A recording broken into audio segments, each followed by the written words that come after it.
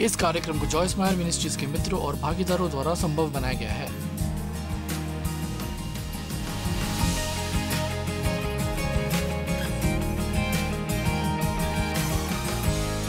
रोजमर्रा के जीवन का आनंद लेने में स्वागत है। मुझे बहुत खुशी है कि आज आप हमारे साथ हैं और मेरी प्रार्थना है कि परमेश्वर जो भी मेरे द्वारा बाहर लाने वाला है वो ठीक से वैसा ही हो जैसा आपको सुनना चाहिए।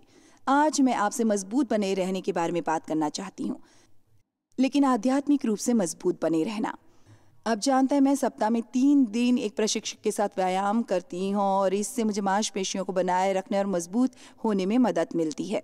मैं वास्तव में ये जैकेट पहने हुए आपको अपनी मांसपेशियाँ तो नहीं दिखा सकती पर वे हैं, लेकिन ये आध्यात्मिक रूप से मेरी मदद नहीं करती। जब मैं निरुत्साहित होती हूँ या किसी चीज़ के बारे में निराश होती हूँ या भय मुझ पर हमला करने की कोशिश करता है। शारीरिक रूप से मजबूत रहने के लिए आध्यात्मिक रूप से भी मजबूत रहना हमारे लिए अधिक महत्वपूर्ण है। इफिसियों अध्याय 6:10 में लिखा है, निदान प्रभु में और उसकी शक्ति के प्रभाव में बलवंत बनो, उसके साथ अपने मेल के जरिए सशक्त बनो। खैर, मेल शब्द का मतलब है एकता। अपनी मजबूती उससे लो, वो मजबूती जो वो प्रदान करता है। इसलिए मेरे लिए ये परमेश्वर के साथ समय बिताने, परमेश्वर के साथ आपका मेल, उसके साथ आपकी एकता के बारे में बात करना है। आप जानते हैं हम सबको सीखना चाहिए कि हर उस चीज़ में जो हम करते हैं परमेश्वर को कैसे शामिल करें। अब हो सकता है आपको ये खबर ना हो, लेकिन जब परमेश्वर ने कई वर्षों पहले मुझे ये सिखाया तो ये मेरे लिए खबर थी, क्योंकि इससे पहले मैं मूल रूप से रविवार को चर्च जाती थी और सुबह में एक छोटी सी प्रार्थना करती थी और एक छोटी सी प्रार्थना रात को, और मेरा मतलब है छोटी सी। और जब तक मुझे समस्या ना हो, मैंने बाकी के वक्त परमेश्वर के बारे में ज़्यादा नहीं सोचा और मेरे पास ये आत्मिक चीज़ें मैं करती थी जिसमें परमेश्वर शामिल था। लेकिन ज़्यादातर मेरे नियमित सामान्य रोज़मर्रा के जीवन में मुझे नहीं लगता था कि परमेश्वर को उसमें दिलचस्पी थी। और परमेश्वर के साथ मेरे संबंध के बारे में सबसे रोमांचित चीज़ों में से एक बात ज्ञान हो जाना है कि परमेश्वर मेरे हर उस वक्त काम में चिंतित रहते हैं जो मैं करती हूँ, और कि मैं ग्रोसरी स्टोर में उसके साथ समय बिता सकती हूँ, मैं कपड़े धोते समय उसके साथ समय बिता सकती हूँ, मैं सड़क पर ड्राइव करते हुए उसके साथ समय बिता सकती हूँ। हालांकि आपको सावधान रहना चाहिए यदि आप ड्राइव कर रहे हैं कि आप जो कर रहे हैं उस पर ध्यान रहे। हमें इस सोच से उबरना चाहिए कि परमेश्वर के साथ समय बिताने के लिए हम एक निश्चित इमारत में, एक निश्चित मुद्रा में होना चाहिए। और कुछ पर मैं आज आपसे बात करने वाली हूँ परमेश्वर के साथ समय बिताने के बारे में, और मैं नहीं चाहती कि आप इसे ज़्यादा आध्यात्मिक बनाएं, और इसलिए हम इसके बारे में थोड़ी सी बात करने वाले। और मुझे इफिसियों अध्याय 3:16 अच्छा लगता है।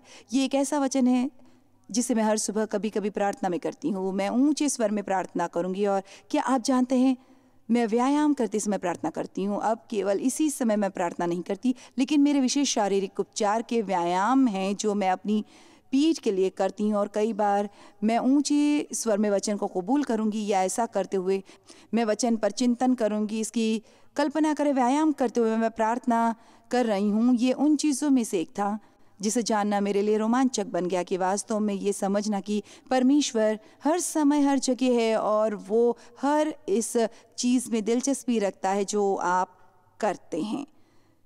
क्या आप इसे समझ सकते हैं? परमेश्वर हर उस चीज़ में दिलचस्पी रखता है जो आप करते हैं, और फ़र्क नहीं पड़ता कि हम क्या कर रहे हैं। यदि हम उसे इसमें आमंत्रित करें तो वो आध्यात्मिक बन जाता है, ये आध्यात्मिक हो जाता है। तो ये रहा, वो अपनी महिमा के धन के अनुसार तुम्हें ये दान दे कि तुम उसके आत्मा से अपने भीतरी मनुष्यत्व में सामर्थ्य पाकर बलवंत होती जाओ। आप जानते हैं आपके पास एक शरीर है जो हर कोई देखता है, लेकिन आप आत्मा है, आप में एक रूह है और आप इस शरीर में रहते हैं। खैर, लोग आपका शरीर देखते हैं, आप अपना शरीर देखते हैं, लेकिन वास्तव में भीतरी मनुष्यत्व आपका सबसे महत्वपूर्ण हिस्सा है। परमेश्वर दिल में छुपे हुए मनुष्यत्व को देखते हैं।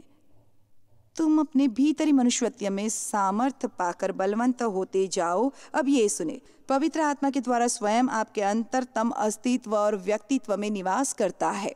वाओ, इसके बारे में सोचिए। परमेश्वर आपके व्यक्तित्व में रहना चाहता है। खैर, आपके बारे में तो मैं नहीं जानती, लेकिन मेरे जीवन में बहुत बार ऐसा हुआ है जब मुझे आत्मा से भरे व्यक्तित्व की ज़रूरत थी। खैर, भले ही मैं ऐसा नहीं सोचती थी, मेरे परिवार और अन्य लोगों को ऐसा लगता था। हमें उसे अपने जीवन के हर क्षेत्र में हमें अंदर से मजबूत बनाने के लिए आमंत्रित करने की ज़रूरत है। यदि आप आध्यात्मिक रूप से मजबूत बने रहना चाहते हैं, आपको ईश्वर के साथ समय बिताने की ज़रूरत है।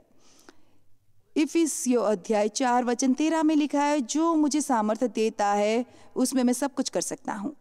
और विस्तारित में जो लिखा है वो मुझे अच्छा लगता है, मैं किसी भी चीज़ के लिए तैयार हूँ और मैं उसके द्वारा किसी भी चीज़ के बराबर हूँ जो मुझ में अंदरूनी मजबूती भर देता है। आइए भी, आपको क्या लगता है कि यदि आप इस विचार के साथ रहते हैं तो आपके जीवन में वास्तव में क्या होगा? हर रोज़ आप उठते हैं और आप सोचते हैं कि आप जानते हैं, मैं हर उस चीज़ के लिए तैयार हूँ जो कुछ भी आज मेरे रास्ते में आती है, मैं उसके बराबर हूँ, मैं इसके लिए काफ़ी मजबूत हूँ क्योंकि मसीह मेरे भीतर रहता है। ये वास्तव में सच है। ईसाइयत ये समझने में है कि आप मसीह में रहते हैं और मसीह आप में ही रहता है। ये केवल रविवार को चर्च जाना नहीं है और उम्मीद करना कि किसी दिन आप स्वर्ग जाएंगे। ये एक संबंध के बारे में है जहाँ वो हर समय चीज़ में शामिल है जो हम करते हैं, ऐसे तरीके जिनसे आप मजबूत रह सकते हैं। खैर, यहाँ पहले मुझे यहाँ आपके लिए ये पढ़ने देनी थी वचन अध्याय 18 वचन 14। एक मनुष्य का मजबूत आत्मा उसे शारीरिक पीड़ा और क्लेश में जीवित रखता है। इसके बारे में सोचिए, जब आप शारीरिक पीड़ा में हैं या कष्ट में है, तो यदि आप अंदर से मजबूत हैं तो सच्चाई यह है कि आप विश्वास में मजबूत है। प्रभु में मजबूत होना आपको इसमें से निकाल ले जाएगा। देखो, यदि आप अंदर से काफ़ी मजबूत है तो ऐसा कुछ भी नहीं है जो बाहर से आपके खिलाफ आ सकता है, जो आपको हरा सकता है। ये चुनौतीपूर्ण हो सकता है, ये मुश्किल हो सकता है, यकीनन ये मज़ेदार नहीं होगा, लेकिन आप इसके द्वारा पूरा कर सकते हैं। और क्या आप जानते हैं, हर बार जब भी हम किसी चीज़ में से गुजरते हैं तो हम उसमें से और भी मजबूत होकर बाहर आते हैं। परंतु जब आत्मा हार जाती है तब इसे कौन कर सकता है? कि आप जानते हैं, मजबूत होने के लिए तब तक इंतज़ार करने की ज़रूरत नहीं है जब तक आप मजबूत नहीं होते। मजबूत रहें। आज हम इसी के बारे में बात करना चाहते हैं कि प्रभु में मजबूत रहना है। अब आप जानते हैं, मुझे परमेश्वर के साथ चलते हुए उसके साथ एक अच्छे से गंभीर संबंध में मुझे अब बहुत समय हो गया है और इसलिए स्वाभाविक है आप में से कई लोगों की तरह मैंने भी कुछ आध्यात्मिक आदतें विकसित की हैं। कुछ चीज़ें हैं जो मैं करती हूँ और मैं आसानी से कर सकती हूँ कि दैनिक आधार पर वे चीज़ें हैं जो मुझे मजबूत रखती हैं। और आप जानते हैं, आप हर रोज़ खाते हैं, दिन में 2-3 कभी कभी 4 बार, और यदि 2 या 3 दिनों के लिए न खाएं तो आप कमज़ोरी महसूस करना शुरू करते हैं। खैर, आध्यात्मिक रूप से भी यही होता है। यदि आप परमेश्वर के वचन को न खाएं और परमेश्वर की उपस्थिति में लें, उसके साथ रहने का आनंद लें, उसके साथ मेल जोल करें, उससे बात करें, तो फिर आप जल्द ही कमज़ोर होना शुरू होने लगते हैं। कुछ ऐसा है जो मैंने कई बार सम्मेलनों में एक उदाहरण के रूप में किया है। और आज जानते हैं, यीशु ने कहा है कि वो दाखलता है और हम डालियाँ, और यदि हम उसमें रहते हैं तो हम मजबूत रहते हैं। तो सिर्फ इसके बारे में सोच ले, मैंने एक पेड़ की एक डाली तोड़ी, उसे एक मिट्टी में लेकर गई और आप जानते हैं कुछ समय तक ये अच्छी और हरी थी और बहुत कुछ जीवित दिखती थी, लेकिन अगली सुबह तक ये मुरझाने लगी। 3 या 4 दिन के बाद ये पूरी तरह सूख गई और ऐसा लगता है कि ये मरने के लिए तैयार है। खैर, एक पौधे के बारे में ऐसा विचार हम समझ सकते हैं। कोई भी पौधा जो आपके घर में है और आप उसके एक पत्ते को भी तोड़ते हैं और उसे कहीं पर गिरा देते हैं, मेरा मतलब है कुछ दिन में वो सूख कर मर जाने वाला होता है। खैर, आप जानते हैं, इसी तरह से हम हैं।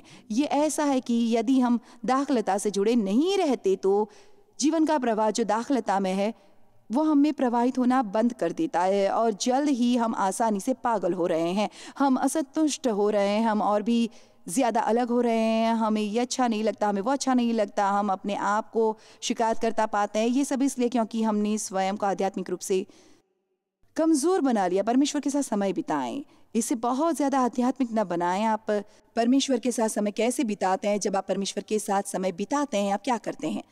खैर, ईमानदारी से मुझे लगता है कि जब आप परमेश्वर के साथ समय बिताते हैं तो आप क्या करते हैं? तो इससे भी अधिक महत्वपूर्ण ये तथ्य है कि शुरू करने के लिए आप उसे समय देते हैं। तो मेरी आध्यात्मिक आदतों में से एक है कि हर सुबह मैं अपनी कॉफ़ी लेती हूँ। मैं नहीं जानती कि ये आध्यात्मिक आदत है या नहीं, लेकिन ये एक आदत है।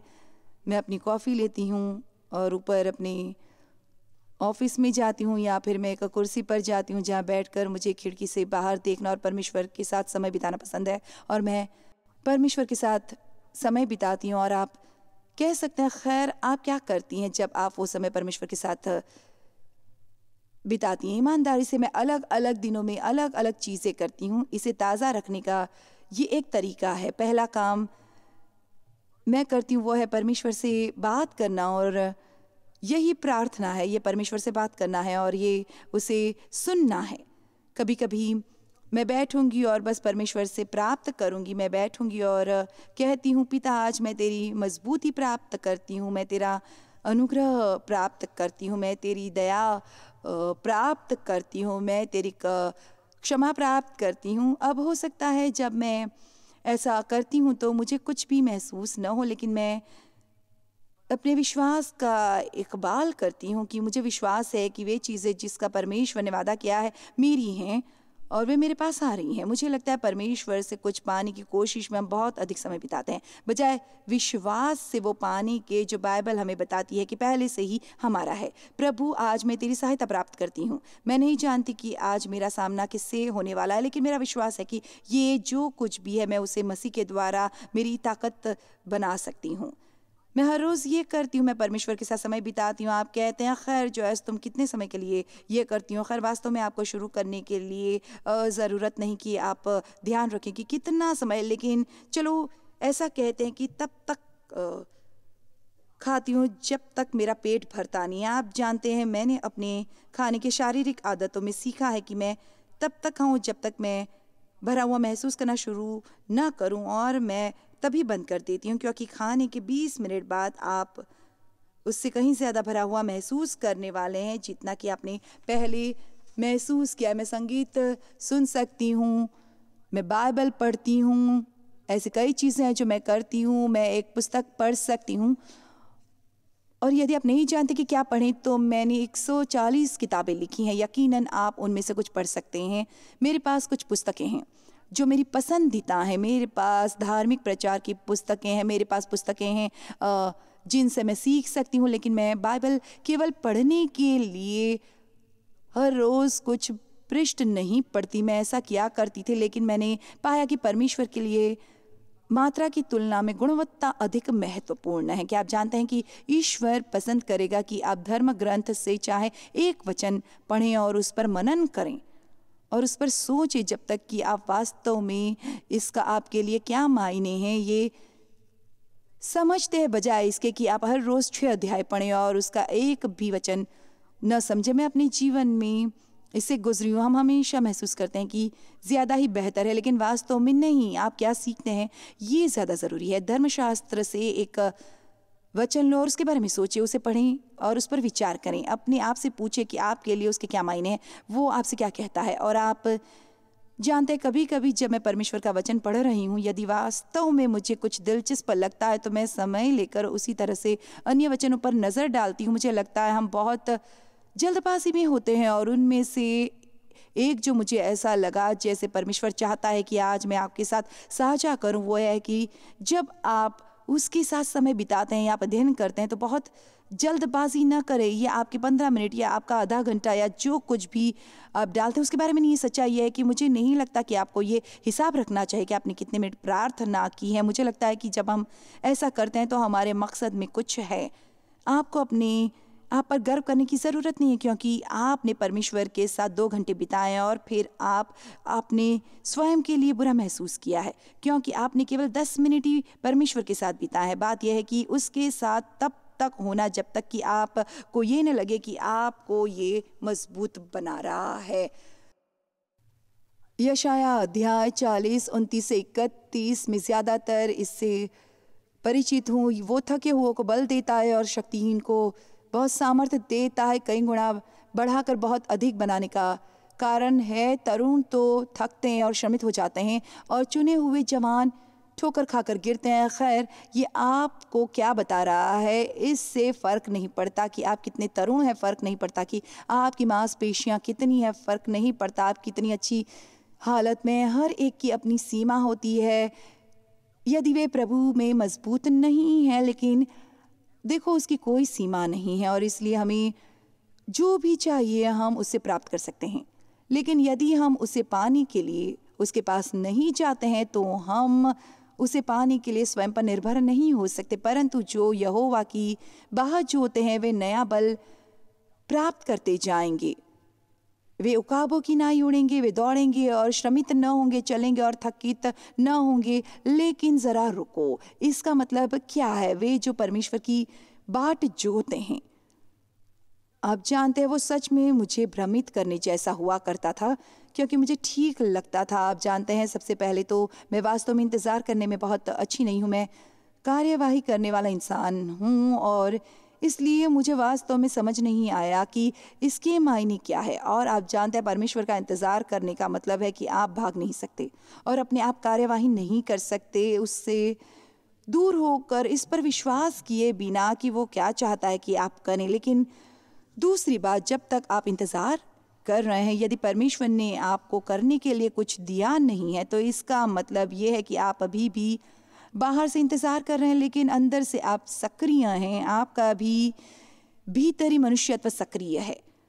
आप जानते हैं वास्तव में इंतज़ार शब्द का असली मतलब क्या है, और ये बहुत रोमांचक है। इसका मतलब है तलाश करना, उम्मीद करना और उसमें आशा करना। तो जबकि ऐसा लगता है कि परमेश्वर कुछ नहीं कर रहा है, आप उसे तलाश कर रहे हैं कि किसी भी क्षण वो दिखाई दे। आप विश्वास करते हैं कि वो किसी भी क्षण आने वाला है। यदि आप मुझे लंच पर अपने घर आमंत्रित करते हैं और मैंने कहा कि मैं आऊँगा और कि मैं 12:15 पर वहाँ होंगी, और मैं आपको गारंटी दे सकती हूँ कि 12:05 और 12:10 से आप घड़ी देखना या खिड़की से झांकना शुरू करते हैं, आपको ये कभी नहीं लगेगा कि मैं आने वाली नहीं थी, क्योंकि आप मुझे वादे का पक्का व्यक्ति मानते हैं और इसलिए आप मेरा इंतज़ार करेंगे और आपने मेरे लिए सब कुछ बनाया है। खैर, यदि हम अपने जीवन में लोगों के आने का इंतज़ार कर सकते हैं तो आप अपने जीवन में परमेश्वर के आने का इंतज़ार क्यों नहीं करते? आज मैं अपने जीवन में कुछ अच्छा होने की उम्मीद करती हूँ, क्योंकि परमेश्वर चाहता है कि आप उससे अच्छी चीज़ें करने की उम्मीद करें। यह आपके विश्वास को अभिव्यक्त करने का एक तरीका है। जो यहोवा की बाट जोते हैं वे नया बल प्राप्त करते जाएंगे। आप बाइबल पढ़ सकते हैं, आप पुस्तकें पढ़ सकते हैं, आप मनन कर सकते हैं, आप परमेश्वर के वादों के बारे में सोच सकते हैं, आप खामोश रहकर उसकी उपस्थिति का आनंद ले सकते हैं, आप बैठे रहकर केवल उससे प्राप्त कर सकते हैं। और मुझे इसे फिर से कहने दें, आप क्या कर सकते हैं। आप जानते हैं बाइबल स्टडी कई रूप से हो सकती है, लेकिन मैं पढ़ने की बजाय अध्ययन शब्द पर जोर देना चाहती हूँ। अब जानते हैं पिछले 2 या 3 साल से मैंने कई पुस्तकें लिखी हैं जिन्हें हम अध्ययन की पुस्तकें कहते हैं, और ये हमारे अध्ययन श्रृंखला का हिस्सा है। और वे क्या है? ये पुस्तक यूहन्ना, फिलिपियो, इफिसियो, कोलोसियो, गलीतियो में है और मैं नीति वचन पर काम कर रही हूँ। खैर, क्या आप जानते हैं हम उनमें से ज़्यादातर पुस्तकें बेचते नहीं हैं, जैसा कि हम सफल कैसे हो पुस्तक के बारे में कहते हैं। आप जानते हैं हम सबको कुछ लेना अच्छा लगता है जो हमें ये सोचने को देता है कि परमेश्वर हमें वो देने वाला है जो हम चाहते हैं। लेकिन जब सिर्फ खोजने और अध्ययन करने की बात आती है तो कभी कभी लोग पूरा प्रयास करना नहीं चाहते हैं, बल्कि वे बस बैठकर किसी और का कहा सुनना चाहते हैं जिससे कि अध्ययन आपको हासिल हो सके। आप जानते हैं, मुझे लगता है ये मरकुस का अध्याय 4 है जिसमें लिखा है कि जिस विचार और अध्ययन को सुनकर तुम सच्चाई को नापते हो वही गुण और ज्ञान का माप आपके पास वापस आएगा। आइए भी मैं इसे फिर से कहने वाली हूँ, जिस विचार और अध्ययन को सुनकर तुम सच्चाई को नापते हो वही गुण और ज्ञान आप के लिए नापा जाएगा। आप जानते हैं जो मैं आज यहाँ आपके साथ साझा कर रही हूँ उसे तैयार करने में मैंने शायद कम से कम 3 घंटे लगाए हैं। तो मैंने अपना काम किया है, मैंने अपना हिस्सा पूरा किया है। पवित्र आत्मा अपना हिस्सा कर रहा है, लेकिन क्या आप अपना हिस्सा कर सकेंगे? क्या आप ये एक आदत बना सकते हैं कि जब आप किसी को वचन सिखाते हैं या उपदेश करते हुए सुनते हैं तो आप कुछ नोट लेंगे, या भले ही ये बात कोई एक संदेश में कहे और आप उसे लिख लेंगे, या जब आप बाइबल पढ़ रहे हैं या यदि आप कुछ ख़ास महसूस कर रहे हैं, क्या आप उसे लिख लेंगे और फिर उसके बारे में ज़्यादा सोचिए, उसका मनन करें, चिंतन करें। ये आपके जीवन को प्रभावित करता है। इस तरह से आप प्रभु में मजबूत बनते हैं। सिवाय इसके कि मैं चाहती हूँ कि आप ये याद रखें, अनंत जीवन केवल परमेश्वर के बारे में जानना नहीं है, लेकिन ये परमेश्वर को जानना है। अनंत जीवन परमेश्वर को जानना है। और इसलिए जब आप मसीह को अपना मुक्तिदाता स्वीकार करते हैं तो मुझे लगता है कि तब से विश्वासी होने के नाते आपका काम परमेश्वर को जानने का होना चाहिए। फिलिपियों अध्याय 3 में पौलुस ने जो कहा है वो मुझे अच्छा लगता है। मुझे लगता है ये वचन 10 है। वो कहता है, मेरा निर्धारित उद्देश्य उसे और उसके पुनरुत्थान की शक्ति को जानना है, जो मुझे शरीर में होते हुए भी मृतकों में से उठा लेता है। तो आप जानते हैं हम यहाँ इस पृथ्वी पर हैं और हमें भौतिक शरीर मिला है, और मेरा मतलब है दुनिया आज समस्याओं से भरी हुई है, लेकिन पौलुस कहता है एक जगह है जहाँ हम रह सकते हैं। जब भी हम पुनरुत्थान की बात करते हैं, पुनरुत्थान का जीवन है, और आप इसे केवल यीशु के बारे में जानकर नहीं पा सकते हैं। आप इसे अपनी माँ के विश्वास पर, अपनी नानी के विश्वास पर या अपनी संडे स्कूल की टीचर के विश्वास पर नहीं पा सकते हैं। आपको उसे जानना चाहिए, और उसे स्वयं जानने की एकमात्र ये शिक्षा है कि आप उसे जानने के लिए समय निकालें, परमेश्वर के चरित्र का अध्ययन करें। केवल इस सच्चाई को जाने कि परमेश्वर भला है और उस पर 3 या 4 दिन के लिए चिंतन करें। हर उस वचन को खोजें जो आप परमेश्वर की भलाई पर पा सकते हैं, और उसे पढ़ें। क्या आप जानते हैं परमेश्वर के वचन को जानने के लिए आप जितना काम करते हैं वास्तव में वही आपकी मदद करने वाला है। अब जाहिर है मैं वचन की एक शिक्षिका और एक प्रचारक हूँ, और इसलिए मैं चाहती हूँ कि आप मेरी बात सुने। जो आप किसी दूसरे से सुनते हैं वो स्वयं परमेश्वर के बारे में ज़्यादा जानने की आग को सुलगाने वाली केवल एक चिंगारी होनी चाहिए। एक दूसरी चीज़ जो आप कर सकते हैं कि ऊंचे स्वर में परमेश्वर के वचन को कबूल करें। ये परमेश्वर के साथ मेरे हर दिन का एक हिस्सा है। अपने जीवन में मुझे निंदा और हर समय दोषी महसूस करने जैसी बहुत सी समस्याएं थी, और इनमें से एक बात जो शायद 40 साल से ज़्यादा समय से मैं हर रोज़ करती हूँ, मैं मसीह में परमेश्वर की धार्मिकता हूँ जिसे यीशु के लहू द्वारा पवित्र किया गया है। हम अपने आप में सही नहीं है। जो पाप से अज्ञात था उसी को उसने हमारे लिए पाप ठहराया कि हम उसमें होकर परमेश्वर की धार्मिकता बन जाए। आपकी परमेश्वर के साथ सही स्थिति है, और हमारे पास एक पुस्तक है। बेशक हमने इसे लिखा है बहुत साल पहले, इसे बाहर रखा था। नाम है the secret power of speaking God's word, और इसलिए इसे बस ऐसे कहते हैं कि आप दोषी महसूस कर रहे हैं और वास्तव में आपका दिन खराब रहा। खैर आप इसे खोल सकते हैं, और यहाँ एक वचन है कि आप कबूल कर सकते हैं, और उन्होंने इसे उत्तम व्यक्ति में रखा है जो कि आपको दोषी होने की भावना से उबरने में मदद करेगा। ये शैतान को आपके जीवन में से खदेड़ देगा, और वहाँ बहुत से अलग अलग विषय हैं जो यही काम करते हैं। रोमियो अध्याय 10 वचन 9 में लिखा है, यदि तू अपने मुँह से यीशु का प्रभु ज्ञान कर अंगीकार करे और अपने मन में विश्वास करे, अपने मन से विश्वास करे और अपने मुंह से अंगीकार करे कि परमेश्वर उसे मरे हुओं में से जिलाए, तो तू निश्चय उद्धार पाएगा। यिर्मयाह अध्याय 23 वचन 28, किसी भविष्यद्वक्ता ने स्वप्न देखा तो वो उसे बताए, परंतु जिस किसी ने मेरा वचन सुना हो तो वो मेरा वचन सच्चाई से सुनाए। और फिर रोमियो अध्याय 4 बहुत अच्छा है। ये अब्राहम की बात कर रहा है, और लिखा है कि अब्राहम जैसे परमेश्वर वो कहता है, जैसा लिखा है कि मैंने तुझे बहुत सी जातियों का पिता ठहराया। वो हमारा पिता है उस परमेश्वर के सामने जिस पर उसने विश्वास किया, और जो मरे हुओं को जिलाता है, और जो बातें की ही नहीं उनका नाम ऐसे लेता है कि मानो वह है। वाओ! परमेश्वर ने कहा उजियाला हो, और उजियाला हो गया। और वचन शक्तिशाली है, और हमें अपने वचनों के लिए परमेश्वर के साथ सहमत होना चाहिए, और हम हर समय शत्रु के साथ सहमत होना बंद करें। जब शत्रु कहता है तुम मूर्ख हो, आपको अपना मुंह खोलना चाहिए और कहे मेरे पास परमेश्वर की बुद्धि है, मेरे भीतर बसती है।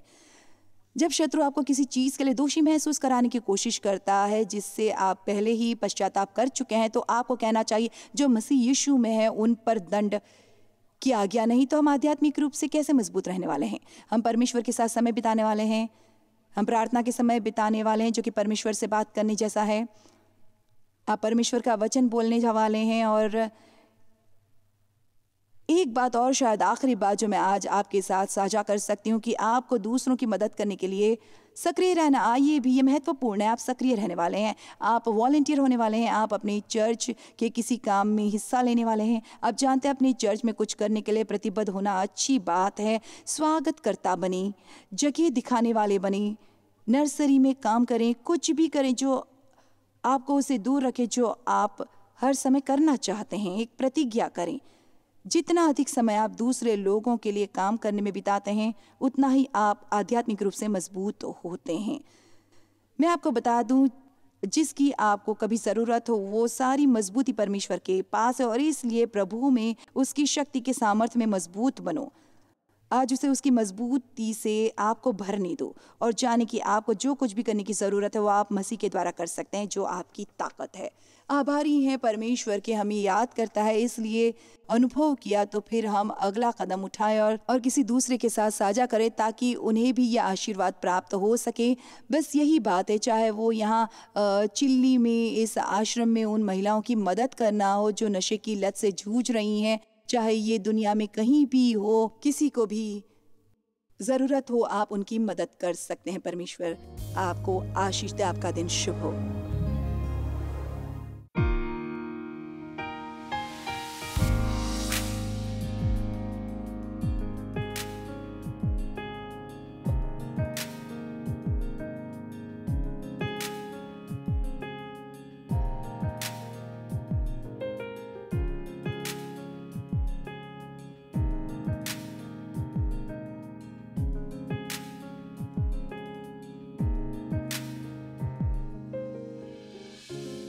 इस कार्यक्रम को जॉयस मायर मिनिस्ट्रीज के मित्रों और भागीदारों द्वारा संभव बनाया गया है।